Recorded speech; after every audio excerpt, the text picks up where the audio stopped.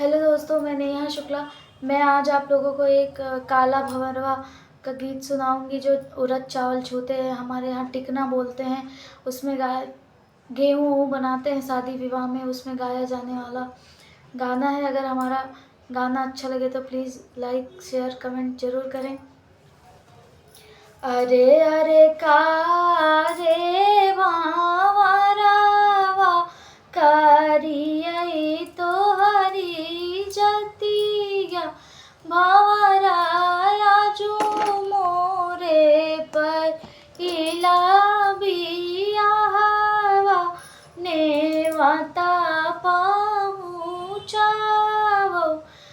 अरे आजू मोरे परला बियाहवा नेवता पहुँचावो। नेवते वारी गाना परिगाना सासू के नैहर भंवरा एक नाही नेवा त्यो बीरना भैया जिन से मैं रूठल भंवरा एक नाही नेवा त्यो बीरना भैया जिन से मैं रूठल। आई गए अरी गाना परी गाना सासू के नैहर भंवरा एक नाही आए हैं बीरना भैया जिन से मैं रूठल भंवरा एक नाही आए हैं बीरना भैया जिन से मैं रूठल। सासू बेटैया अपन भैया ननद अपन बीरना अरे मोरा बजरा के छती या ना फाट मैं के का उठी बेटो। अरे मोरा बजरा के छतिया ना फाट मैं के का उठी भेटो। अरे अरे काले बावरा वा करियई तोहरी जतिया भंवरा फिरो से नेवता पहुँचावो। मोरा भैया भौजी आवै मोरा भैया भौजी आवै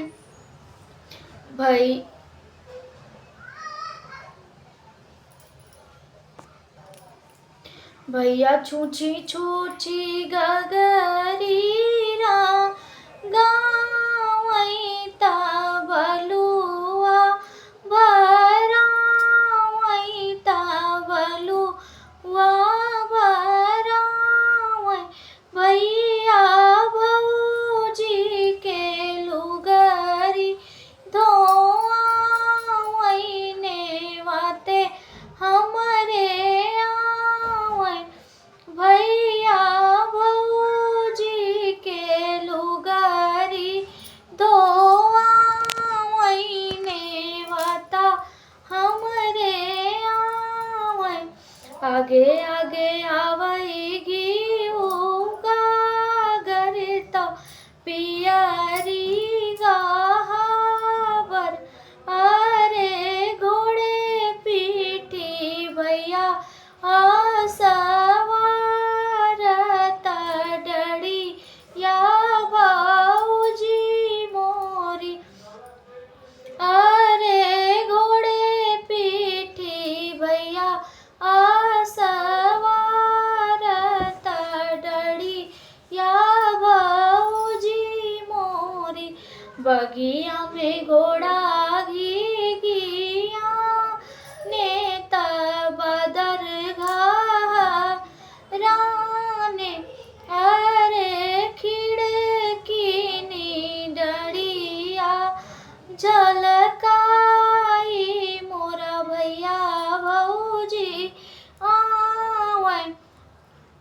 कहवा उतारूं घिउ गागरता पियारी गावरता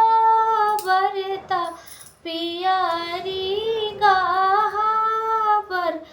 अरे कहवा बैठावा बीरन भैया कहवा बाऊजी आपन कोहबर उतारूं घिउ गागरता पियारी गावर।